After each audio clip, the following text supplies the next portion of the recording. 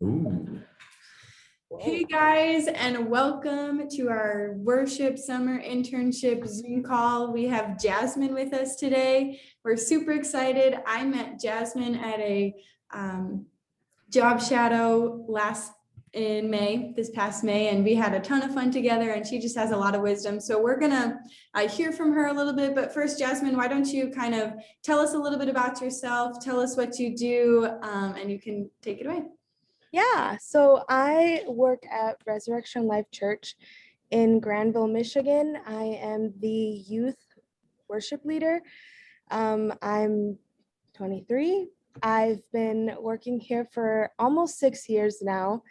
So I started very young, but it's been amazing and a huge journey, and just being able to grow and learn under such amazing leadership here. And yeah, I love what I do, and I love being able to just work with students, and it's a lot of fun.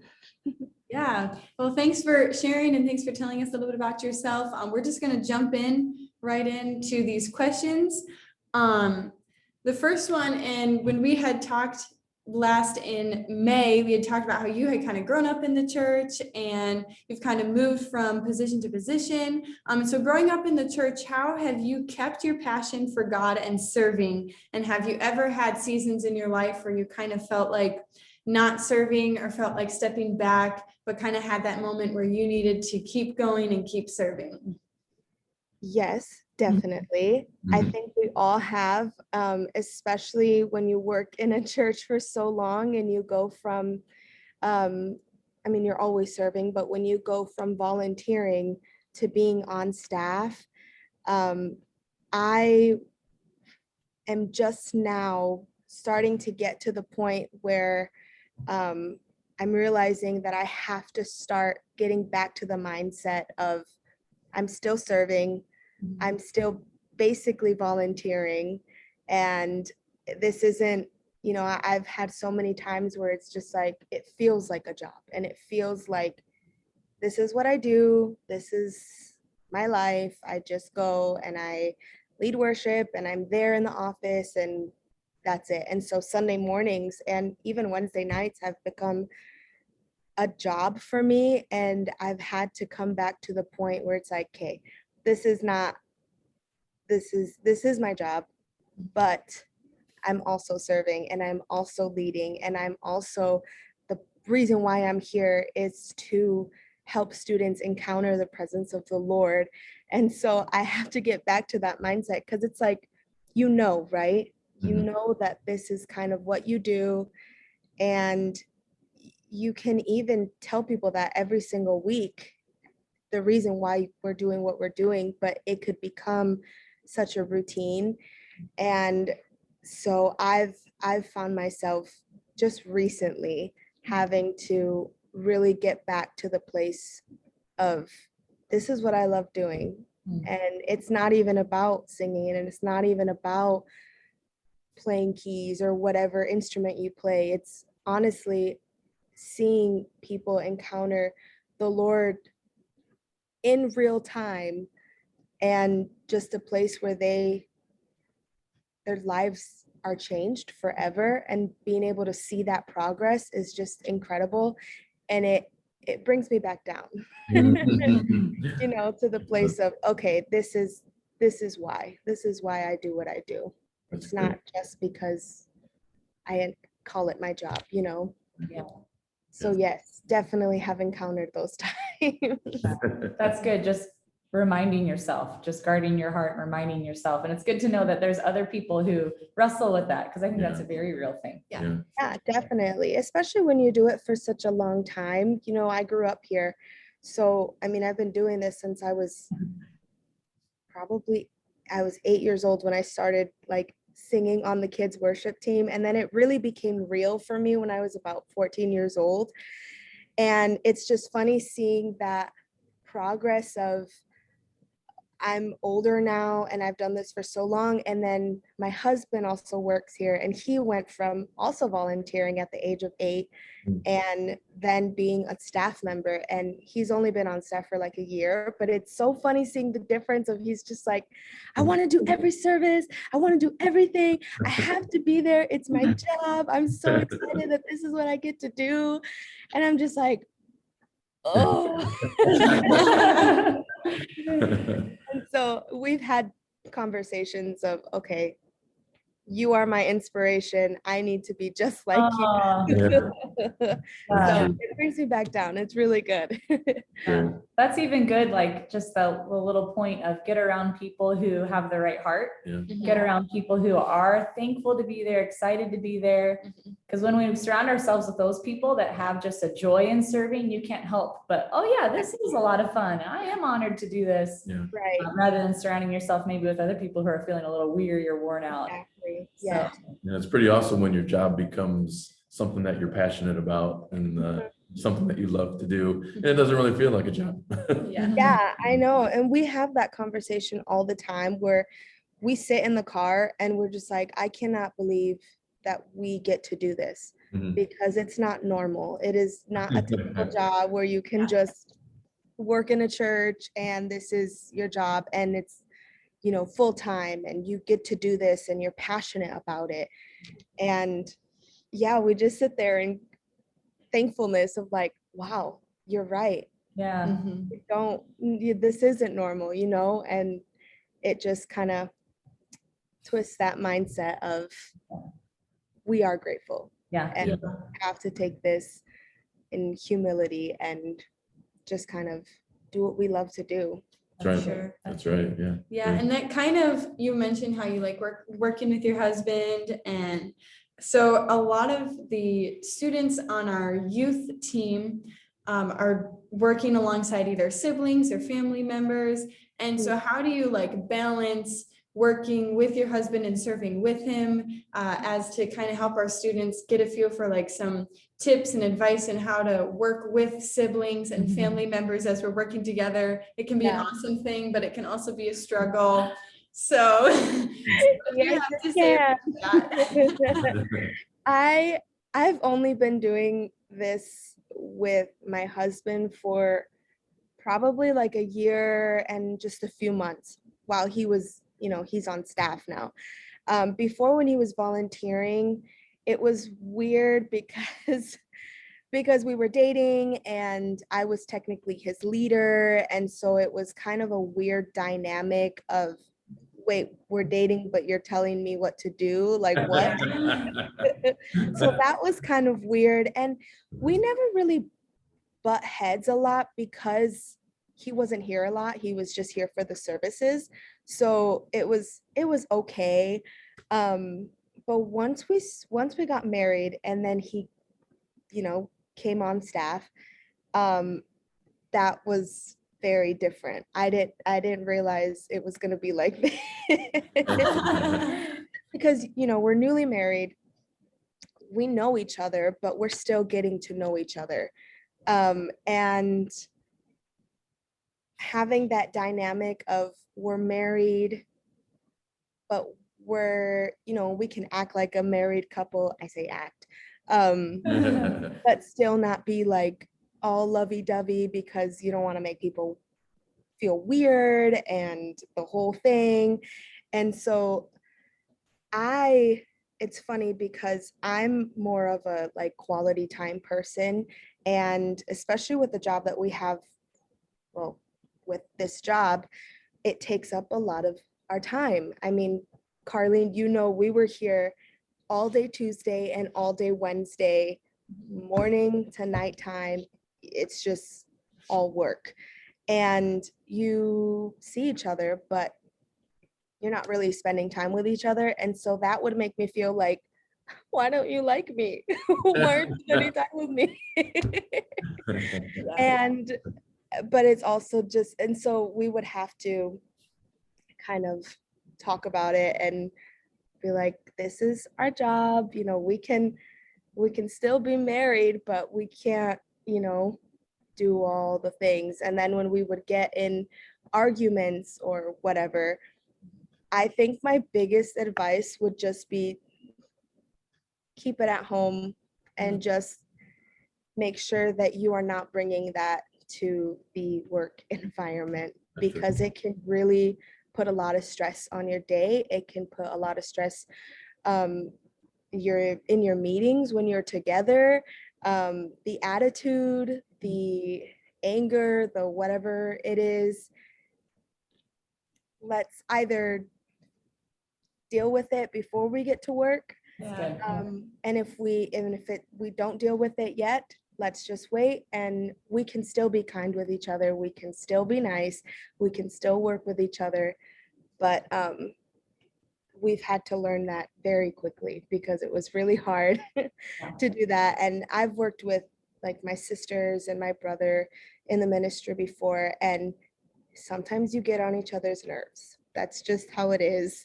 Sometimes you're annoyed with each other. Sometimes it's just weird. And I think the biggest thing would just be try to deal with it as soon as possible, so that you can minister fully and 100% with everything that you have, and you're not thinking about this other person, your husband, your wife, your sister, your brother, your dad, your whatever it is, because it can be hard, and it can put a lot of stress, and it's annoying. I feel like it's annoying when you're like having to deal with someone. I don't even know if deal would be the right word, but having conflict with someone that you love, and that can really hinder, what God is doing in the room, whether that's during a sermon, during worship, even during a rehearsal, whatever it is. And so we try to deal with those things beforehand, so that we can do our job, everything that we have, and not have to be thinking about that. So Jasmine, you mentioned something that I feel like is very applicable to a lot of the interns. And that is where you said, so when you were as a worship leader, you were also dating at the time, your now husband. So you have that, okay, in this setting, we are, dating, or I think about within the team, we're friends or we're siblings, but now I put on the leader hat and I'm leading you. How did you handle that dynamic of, or maybe even you can share from his perspective, how could he flip into that mode of, okay, well, right now we're like at the same level in this setting, but in the church setting, or when we're serving on the worship team, now I have to, whatever you say goes, or, you're leading me. What wisdom do you have? Because within our teams, they're friends, really good friends off the platform, but once they're on the platform, okay, well, now you're leading me. How do you handle that dynamic? How did you handle that?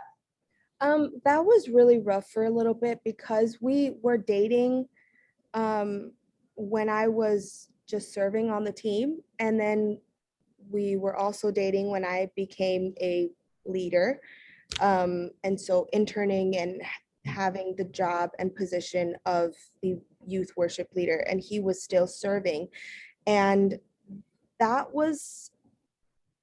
took a lot of conversations where we had to sit down, and I just, I would share my feelings as to how it would feel when my boyfriend or fiance or whatever we were at the time, when he would, sometimes he would talk back, and sometimes because he felt like he could, right? Like maybe it wasn't not really in a bad way, but because, we were dating, and so he felt like he could share his, and have some input, which you can, right? But when you're leading, we have this thing where whoever's leading has the last say, and you can ask questions, and, team members can have input, but once everybody starts talking and starts giving their input on what we should do on a song,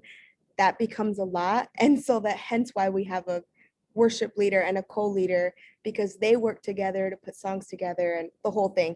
So my husband, was drumming at the time. He wasn't really leading. And he would be like, well, no, I think it should be this way. I'd be like, no, I really want it this way. I just don't think it's gonna sound good, you know? And that would hurt my feelings because, you know, I'm leading and I feel like my boyfriend should be supporting me and he should be shutting everybody up so that I can talk, like things like that. And we it would make me upset and we would have to have conversations afterwards and I'd have to tell him, hey, I love you and I love that we're dating and I love that we get to serve together. But when you say things like this, or when you basically that, I just feel like you're not supporting me. And I feel like you as my boyfriend and as someone who loves me, I feel like you should just support me in those decisions because I'm leading and because I will hear you out and I will hear those inputs, but I would greatly appreciate it if you didn't say in front of everybody, I just don't think it's going to sound good or whatever it is. Because that can put some strain on even your just relationship and serving together. And then once again, going to the point where you're getting on the platform and you're like annoyed with the other person. And it's not fun. It's not fun at all. And so there were a lot of conversations like that. And even with his viewpoint, I think I can say this because we've had plenty of conversations even after we got married where he felt like he couldn't have input because I was the leader, because I was his leader. And he felt like I wouldn't hear him out or I would hurt his feelings because I'd be like, nope, that's a bad idea or whatever it is. And so I would just say, have the conversation, even if it's tough, it's necessary and it will make your life a lot easier, especially when you're doing ministry. Like it's hard and it's different when you have relationships like that, even with a friendship type thing. And there's kind of, you're butting heads a little bit like that, not ruin, but it could hinder, you know, what God is doing in that place if you're constantly thinking about it and not fully thinking about, okay, let's do what we need to do. Let's do our job here, you know? I love that. Just have the conversation. Yeah, It's Open and easy, honest. but difficult at the same time. Like it takes Yeah. guts to start that it conversation. sure does. And yeah. so And Yeah, it's all worth it afterwards. I would always say open and honest and just talk to whoever it is you're having issues with and just get it taken care of. Yeah, it sucks in the moment. It does. Because you know, you might be hurting their feelings or your feelings might be hurt, but it is so worth it in the end because then you're in the same mindset, you're with the same heart, and you can work together and have the same, okay, we're gonna do this and it'll be good. I think that even carries through, like when you have conflict with somebody, you have a level of conflict with them, but other people around you can pick up on that. Oh, yeah. And it's just, it puts them in an awkward position as you're their leader. You know, they're being led by you and you're having conflict with other people and not handling it well. And so I feel like that carries over a lot too and is picked up by those that you're leading and even those who are just watching you.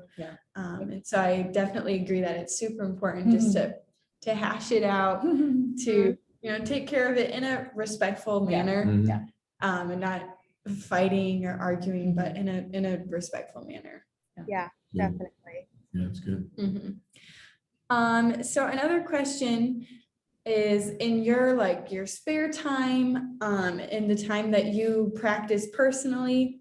So what does your personal practice look like when you're getting ready for a set, getting ready for a Wednesday night or a Sunday morning? I know you're the leader, and so you kind of do a little bit more preparation for the team. But what does your personal practice and rehearsal time look like when you're doing it for yourself to practice and to get ready for that set? What do you put into your practice time when it's you at home practicing for a set or a service? Yeah, it's a good question. Yeah, I do a lot as far as my leader side. I think for me, I'm making sure that I know my parts.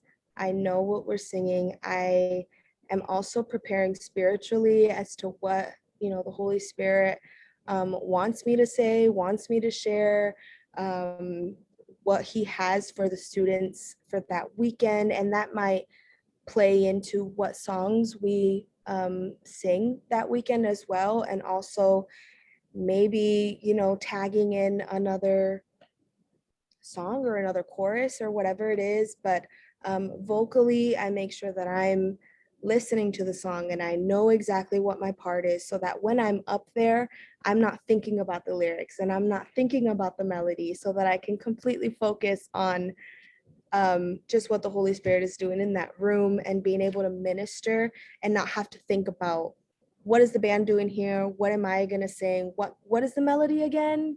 Things like that. And even lyrics, like I try to make sure that I have all of my songs memorized, because it's very annoying having to look up at the lyrics or having to look at our iPad and like trying to sing the melody, but still trying to focus on the kids, but still trying to focus on the lyrics. Because that can be very annoying. And so I make sure that I have my songs memorized, I have my melodies memorized so that I'm not focused on it that Sunday morning or the Wednesday night. But also I'm preparing, like I said, spiritually, and also preparing, okay, what do I want my co-leader or my vocalist to sing during what parts? Band members, I'm listening to the band and I'm listening to what the MP3 is doing as far as dynamics with building and how many choruses and how many bridges and is it down, is it up, and just things like that. I can be very picky when it comes to once I hear it in my head, I have to be able to communicate that to the team. And I think I was telling Carlene this when she was here. Sometimes it can be really hard to communicate with someone who plays an instrument that you do not. So drummers are really hard because, well, I want you to do this. Well, what is this? Boop, boop, bop, bop. And that's, he's like, I don't understand what you're saying. And some people can actually understand. They're like, okay, you're not doing it right, but is this kind of what you're saying? Yes, you get me. Or guitarists, like I try to maybe sing the melody or sing the line that they have to play, because if they're missing it, I have to be the one to tell them, hey, that's not the part. Hey, you're off key. Hey, you're this. Hey, the line is this. So I have to be prepared mentally, spiritually, and musically, just in every aspect, so that when we get onto the platform, we're not thinking about what we're playing. We're not thinking about how sick our guitar line is and how amazing that drum fill is, or the fact that my voice cracked in the middle of a song. Like, we don't want to think about those things. We want to be completely focused on the students and on what the Lord is doing in that place, and just being able to minister to the heart of Jesus. And so, yeah, that's kind of what I'm doing throughout my week, preparing for Sunday services and Wednesday nights. Hey, I have a question for you, Jasmine. This is kind of on the cuff, but talking about just preparing for a service, getting those lyrics memorized, getting that music memorized. How do you handle when you mess up? Everybody has that service where they botched the lyrics, or it was their turn to come in with the lead or the fill and it just didn't go well. How do you handle that in your heart when you have those moments? I've messed up so many times. So many times that I laugh at it. Okay, yeah. On the spot, and I've gotten, like, my worship pastor has told me, you need to not do that, because I will just start laughing the whole song, and I will stop and I just turn around. I'm like, did you hear that? And I've, like, before, it used to really like knock me down. I was so hurt about it, like, man, I really do suck, like I'm not good at this, or it really hurt me because I wanted to be excellent at everything that I do. And sometimes your voice is just not there. And you have to be okay with that. And I think throughout the years, I've just kind of gotten to the point where like, I'm human. I'm Yeah. not perfect. Like I'm not Mariah Carey. I'm not all these people. Exactly. Even the professional singers and worship leaders, like you might not always see, but they also mess up. And that means that they're human. They're not perfect. And we are neither. And most of the time, I've also learned that the congregation doesn't really hear it. Yeah. Like students don't really care. I mean, we're leading worship for 4th and 5th graders, and they're just like, yeah. They don't care how you sound. Yeah. If you mess up, like they also don't care. But I mean, obviously, if you're a musician and you're in the congregation, you're going to hear it. But it's also just that fact of you're human, you're going to make mistakes, and the Lord doesn't even care. He's literally just caring at the fact that you're worshiping him and you're loving on him and you're pouring out all of your affection on him with everything that you have, so much that your voice literally cracked. Like, Yeah. so I've gotten to that point of just, it's gonna happen and that's okay. And even new musicians, new drummers, new guitarists, bass players, singers, when they're fresh onto the team and they mess up and they're like beating themselves up, I love the fact that I can just encourage them and just be like, dude, it's okay. They probably didn't even hear it. Yeah. This is where you get to grow and you get to learn. Like, okay, I'm not gonna do that next time. I'm not gonna play that hit next time. I'm not gonna play that note next time, or whatever it is. And now you know. So you grow from it and just keep going. Do the next one even better. So yeah, that's just kind of where I am. And yeah, Ken has definitely had to sit me down and be like, you need to not laugh the whole time. or if I mess up, apparently I do this thing where I like stop and then I look. They can see it all over you. Don't Yes. look. He's like, just don't do anything. He's like, then you make other people laugh and it's not good and this is a serious thing. That's so Hey, good. I'm sorry. I love though that you're not taking yourself so seriously. It's Yeah. like, Yeah.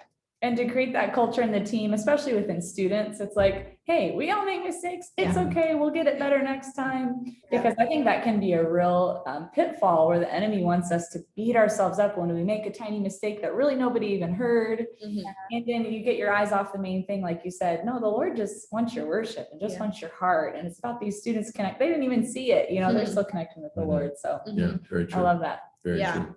Because I know sometimes, I've been in the place where I've like, I messed up and you feel like everybody heard it and you just tear end of the yourself world, yeah. down. It's the end of the Everybody's world. looking at you now.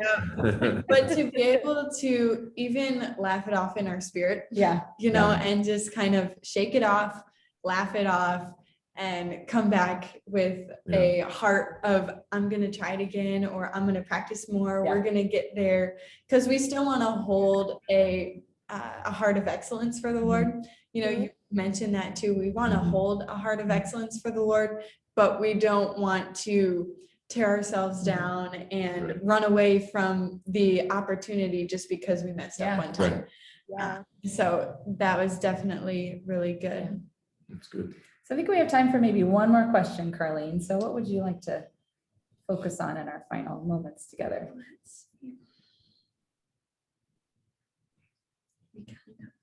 I want to hear about how she jumped that one. Okay. What do you think about that? Yeah. So this question is, how did you transition from student to adult in your church? We have a handful of seniors on our team, and even some upperclassmen who will be seniors soon enough. And we have some young adults and some younger students too. So what was that like for you, from transitioning from student on the team to adult on the team? And what did that look like for you? It's really funny because I think it was different when when it comes to the people on the team that I served with and the students or congregation, I think congregation and students all throughout my growing up, I mean, I was 14, 15 years old leading worship, and they had no idea. They thought that I was 20, 21, and that was not me at all. And so that wasn't as hard because people just kind of assumed that I was an adult and they saw me as a leader. And then they would see me in the student section. They'd be like, what are you doing here? Like, that's so great that you're leading these students. Like, no, I am one of them. But I think what was hard, and you really saw the transition, was on the team. Because again, I was the youngest on the team. I was 14, 15 years old and growing up. And all of my friends who were also leaders were 18, 19, 20 years old and up. And I think for them, I've just always kind of been the youngest. I've always been not really a leader to them. And then I became an intern and I, took up the position of now I'm leading the youth worship team. And I think that was really hard for me and my friends who they were leading me and now I'm leading them. That was really hard for them to see me as their leader because they were the ones leading me. They kind of taught me everything. And it was also hard on me because I think my personality is I've never really been a leader. I'm just not that type of person. I've always been more of the follower of you tell me what to do and I'll do it to the best of my abilities. Like I'm here to serve, I'm here to do whatever. Whereas my husband is more of the leader type. And so it's easy for him to lead. And for me, so what do you think? Do you think we should do this or this? Or, I mean, I just don't know what I want to, like, I was always questioning myself. I was always questioning and trying to get advice from other people to make my decisions. And so that was really tough for me to have to lead others that kind of taught me everything that I knew. And a lot of people in that season left the church and left the worship team. I can assume and I can guess that it was because of me or because the other worship pastor that was here before me left, but I will never know. I'll never know why. And that at the time, it kind of broke me down because I just felt like I wasn't good enough. I felt like I wasn't a good leader because that wasn't my personality. And so I had to really gain respect with relationship. So I had to get close to, I shouldn't say had, I loved having to get close and have relationship with the people that were on the team because I knew them every Sunday and Wednesday and I saw them, but I didn't really have fellowship and relationship with these people. And so I think after kind of, having that relationship, that the respect grew after that. And so that was not an overnight thing. That was not a next week, 2-week thing. It was like a year-long thing where people still saw me as the intern and people still saw me as the little girl who likes to lead worship or sing or whatever it is. Yeah. Like my worship pastor still calls me little girl. I'm 23 years old. and thankfully, I mean, just in the last few years, I've been able to grow in leadership and I've been able to learn what it is to be a leader, and just having that example of my leaders, my worship pastor, Ken, and even just people on the team that I admire and I look up to. And I just I also asked the Lord for that. I also had to get in my room, get on my knees, get in my little prayer thing, and just kind of ask the Lord, like, God, I want to be everything that you created me to be. And if you really want me to be in this position, if you really open the doors for me to step up and grow in this position, I need you. I need you to help me, and I need you to bring me to that place. And he did. He really did. And even now, I don't know everything. I still don't see myself as a leader. Other people do, but I think that I've grown a lot, not just because of the examples and because of the people that I surrounded myself with, but also that was all Jesus. Like, that was all him. He brought me here. He put me in this position, and I believe that he's going to give me every tool that I need to be everything that he's, created me to be, especially in this position and season that I'm in right now. Because who knows how long I'll be here. I have no idea. I'm just waiting for the green light and for the Lord to tell me, okay, this is next.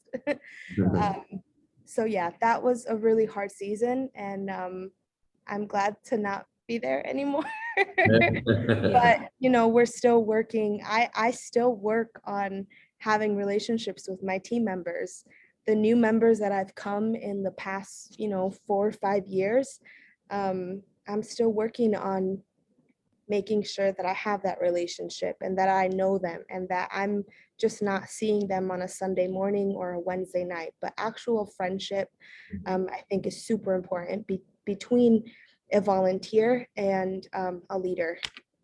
That's good. I love too how even just you saying, even though you maybe were promoted to the role of a leader, you had to grow into that role. It's not like you are given that title and then instantly you are seen within that, or even making the worship team. I'm not just going to suddenly be confident. You have to keep growing into that role that the Lord has given you for that season of life. And it's an ongoing process. Okay, well, now I serve with this team in this ministry, and I'm going to grow in this way. And we're all a work in progress constantly. Exactly. In our teams and as we serve the Lord. So that's great. Yeah. One of the things I love watching is like Carlene and her sister grow into this. I've been at the church for 18 years, and just seeing the once young little kids now are grown and are in a position where they're leading other younger kids too, which is very satisfying. So Yeah, I love every minute of it. So I love being in that position too, because I was that person. I was the person who everybody saw. Everybody had eyes on me all throughout my growing up, and the dating life and the getting married part. Like, everybody saw that area of my life, and now being able to see that in other students now who are younger and who are growing up, and it's like, no, you're just a little baby. You can't go to college yet. I know. I feel the same way. You put them in this box. I always see. I still think, okay, yes, this person can play the guitar really, really well. So let's get them up there. Forget about some of that stuff.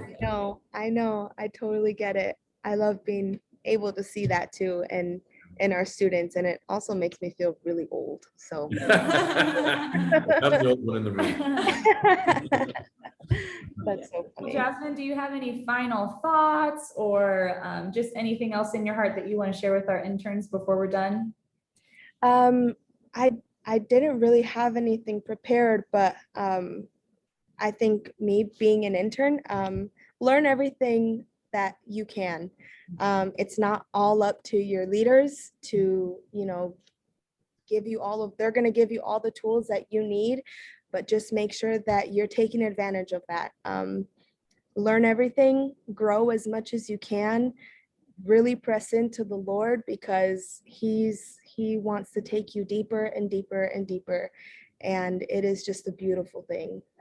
So that's all that I would say. I wish that I did that during my internship, and I didn't, and I lost that time. So I think for everyone else who is in that position, just take advantage of the opportunities that you have to grow. That's great. That's good. Yeah, well, thank you so much for just taking this time. We were really excited to meet with you. And just so thankful. And so grateful just that you could share your heart. You've got so much wisdom to share. And so thanks for sharing. Thank you. Jasmine. And we will talk to you later. Thank you so much. And it's so nice meeting you guys. And Thank you, Thank you Jasmine. too. Arlene. Yeah, thank you. I'm sure we'll see you soon. Yes, of course. Okay. Bye. Bye, Jasmine.